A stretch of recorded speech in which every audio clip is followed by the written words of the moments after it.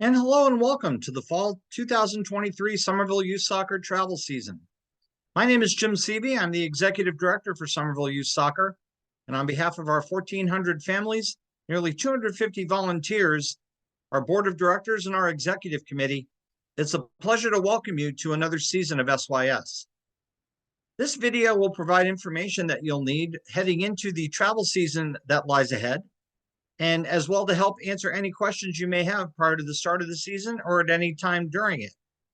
A reminder that the preseason travel coaches meeting will take place on Sunday evening, August 27th at 7:30 p.m. via Zoom, and you will receive information about that meeting with the link to join in from your age coordinators. So let's get started as we begin another great season of travel soccer ahead and hopefully answer all the questions that you may have before we get to it. So in addition to myself, I'm pleased once again to have an outstanding group of volunteer individuals who have worked tirelessly on rostering and logistics of the season. And I want to give a special shout out to them, to Greg Jenks, our Director of Soccer, to Liz Shea, our Vice President and Boys Travel Program Director, along with our Boys Age Coordinators, Brian Rotundo, Johnny Kilpatrick, Al Caldas, Judd Galloway, and Jason Sawyer. To Christine Stone, who serves as our Girls Travel Program Director and our Girls 5-6 Age Coordinator, as well as Kathleen Evans and Corey Meehan, who are the age coordinators for Girls 3-4 and Girls 7-8. So thank you again to everyone for all your tireless efforts. Our travel mission is simple: to teach soccer skills, strategy, and overall appreciation in young athletes at a variety of skill levels, to facilitate a pro-social competitive experiences in games against other towns in the Middlesex Youth Soccer League, to model positive behavior and attitude, including fair play, integrity, support of teammates, and respect for referees. And we'll get to that shortly. Providing opportunities for anyone who wants to be a part of SYS. As a reminder, we do not cut in SYS. We do go to a wait list if roster sizes get large, depending upon when an athlete may register. But again, there are no cuts in SYS.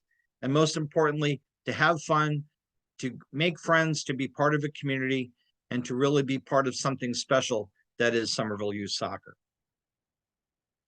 Here are some important reminders heading into the season. If you haven't already done so, please be in touch with your families about practice dates and times and locations.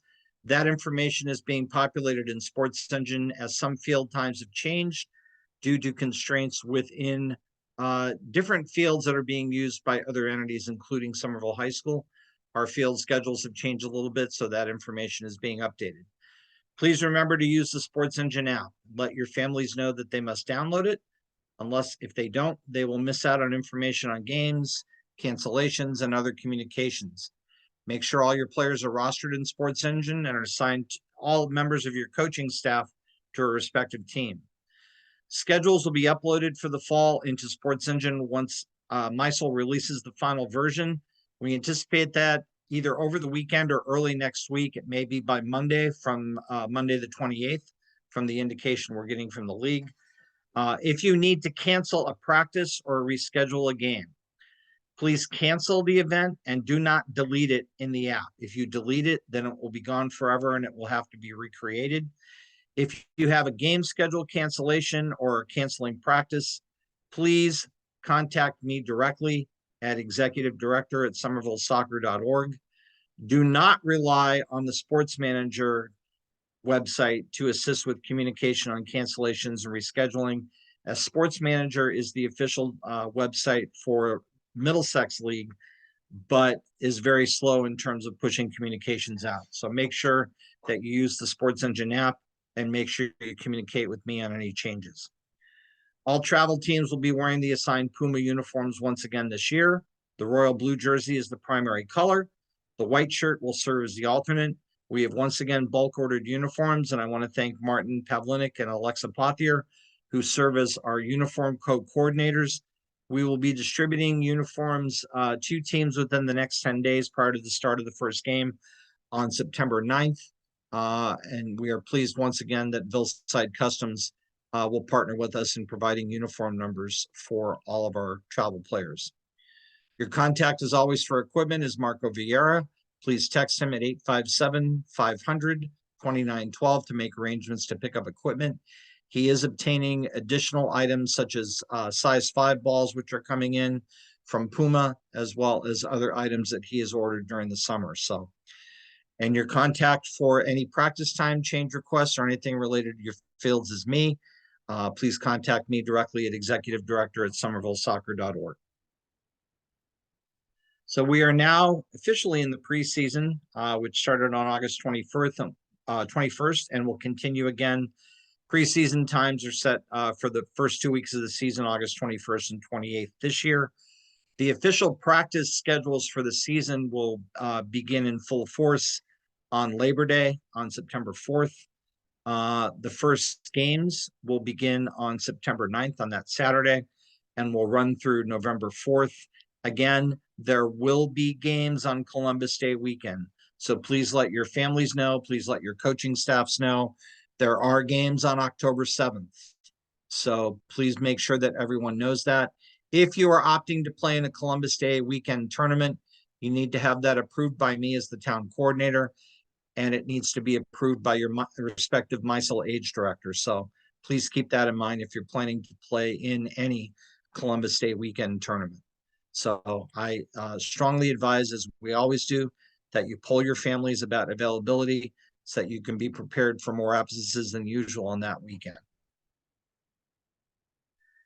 Here are some friendly reminders heading into the season and some suggestions made by coaches in the past that we've carried on. Have a meeting with your players and parents at the beginning of the season. Introduce yourself, set expectations.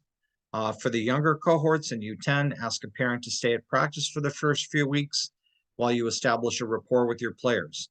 You are not responsible for managing behavior issues, and we'll talk about this shortly. At the beginning of the year, set ground rules. No phones at practice, no food, drills are not optional, no standing around. Whatever your team rules are, set those expectations early and stick to them. Decide amongst your coaching staff who will be in charge of communicating with families. And one of the things that we've instituted this year is a team manager, where it is a volunteer parent who is responsible for communicating with teams, with the team through the chat or email or other items. But again, decide early who is communicating.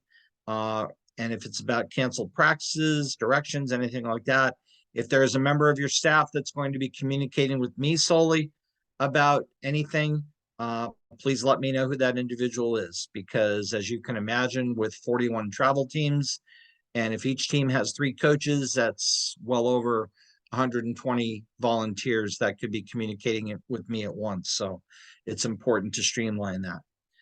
Decide who will be in charge of subbing players during games to ensure that everyone plays at least 50% for each player. That's crucial. What you want to avoid is the perception that a player isn't playing at least 50%, and that can, as many of you know, can lead to issues with parents. So make sure you decide who's in charge of that. And reach out to your opponent on a weekly basis on any field or logistics questions that you have. Make sure that you're not wearing the same color uniform, and remember that there are some towns that are similar in their colors to that of Somerville. The MISL rule is that if 2 teams are wearing similar colored or very similar uniform colors, that the home team must wear pennies in order to avoid any complications from that. So there are some friendly suggestions to consider at the start of the season. As you prepare for games, ask families to RSVP for games by Tuesday of the week. So if your first game is on September 9th, ask them all to RSVP by the 5th and keep that going forward. Be in touch with the head coach of your opposing team about uniform colors, if they clash, any parking issues. We've been in contact with the City of Somerville Police Department to apprise them that our season's beginning, and that if there are issues with parking at our venues, that they're aware of it. Always make sure that you print out 2 official copies of your official roster. It will be emailed by MISL to the head coach. You can access that as well in Sports Manager, and it needs to have the approved watermark at the top.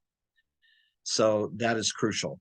If you don't have that approved watermark, then you may not be able to play the game. It's required that you wear your SYS soccer coaching credentials at all times. So you'll be provided lanyards that you will have access to your credential from Meg Bride, our outstanding risk management coordinator. She works with SYS Soccer to provide that. So once your credential is set, make sure you print it out. I recommend laminating it and putting it in the lanyard for the course of the season. It is required to be displayed at all times in the bench or technical areas while you're on the field during a game. For those of you returning from the spring, in the fall, MISL does not require coaches' pass cards or player pass cards. I'm sorry, player pass cards. So that is not something you'd have to worry about. You will receive a MISL coach's pass card as well that you'll need to keep with your credential. Players should arrive 30 minutes prior to kickoff for warm-ups and checking in with the referee if there's one assigned. The referee will check all players in and check to make sure that everyone's wearing cleats and shin guards. If they're not, they won't be allowed to participate. Jewelry. This is a point of contention every year. There is no jewelry allowed to be worn during the course of a game. So do not ask the referee if you can cover it up. If you can hide it in a different place, they will ask you to remove it. That is a hard and fast rule by MISL. It was confirmed again last spring, and that is the case in the fall. So referees will also be very strict about uniforms. Not so much in the fall, but in the spring, but encourage your players to wear the official kit that they're assigned, including socks. Make sure everybody is matching as close as possible. So some referees are stricter than others, but just something to keep in mind as the season begins.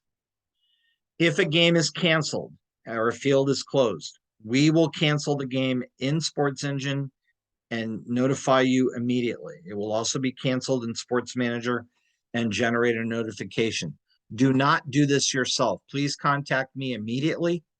And if you receive notification, but we will cancel the game when we receive notification rather from the other town, or if we have to do it ourselves in Somerville, we will notify you ASAP. However, if you do receive communication, please let me know and so that we can coordinate that. Town Player Pass, if you're a returning coach, you're familiar with what TPPP is. It allows players to play up on more competitive teams. There are requirements that are specific to Town Player Pass, which will be explained as part of the fall handbook that comes out. And we will distribute that once it's available from the league. We're anticipating that within the next week or 10 days. Player pass protocols are reinforced for the fall. They're not as stringent as they were in the spring for MTalk. So just something to keep in mind. If you have any questions about Town Player Pass, please contact Greg Jenks, our director of soccer. He is as close as we have to an expert on Town Player Pass, and I'll certainly answer any questions that I can as the town coordinator. And again, this is information that you'll find in the MISL coaches manual that will come out about Town Player Pass. You need to document any usage of it. A player can only use it 3 times per season for one team. So please keep that in mind as you go forward. And again, that will be reviewed. This will be a discussion item during the coaches meeting on August 27th. John Sanders is returning as Somerville's officiating assigner.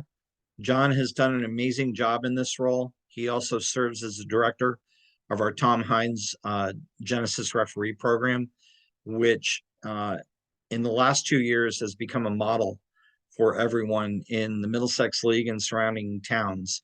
John has brought in younger officials. When he came on board after Tom's tragic passing in the fall of 2021, we had 14% coverage for our games in September of 21 for this first week of the season. Last spring, of the 9 weeks that we had home games in Somerville, 6 of them had 100% coverage, and we had 95.5% coverage last spring. So that speaks volumes about John's hard work and dedication, and we're extremely grateful for all that he does for SYS and for the Middlesex League as a whole. As you're aware, there is a critical lack of referees in youth soccer. The biggest reason has been worsening abusive and disrespectful treatment. This is crucial, and this is going to be enforced quite heavily this fall and going forward. MISL has adopted a zero tolerance policy with regard to treatment of referees and assistant referees. At the referee's discretion, coaches, players, and spectators can be ejected from the game without warning at any time for any disruptive, disrespectful, or abusive behavior. It is in writing. It is the same policy that was adopted by Mass Youth Soccer last spring. There is zero tolerance for any misconduct. It can be range from anything from questioning a call to verbal abuse of an official, of an opposing player, of an opposing coach. It will not be tolerated, and it will be zero warning. So if it happens, you may get lucky and get warned, but there were instances, and I saw this happen firsthand at Commissioner's Cup last spring, that spectators were ejected without warning for their behavior toward referees. So please keep that in mind. Please reinforce that with your players. Please reinforce that with your coaching staffs, and please reinforce that with your families. MISL is taking this very seriously, as is Mass Youth Soccer, and you will hear that message repeatedly, loud and clear, from John during the course of the season.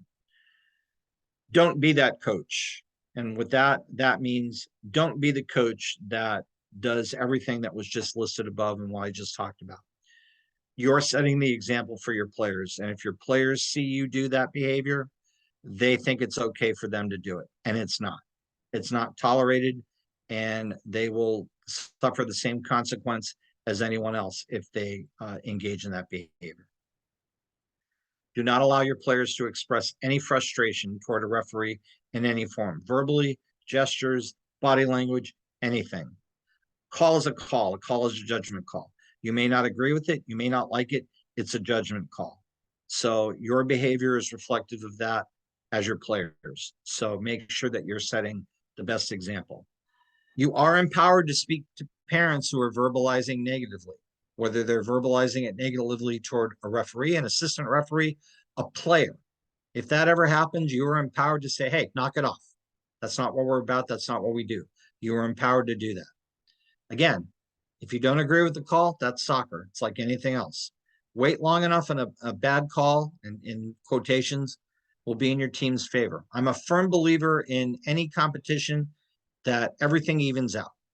Where a call on one side, you'll get another call on another side. So that's just sports. So if that happens, wait, and undoubtedly that call will go in your favor.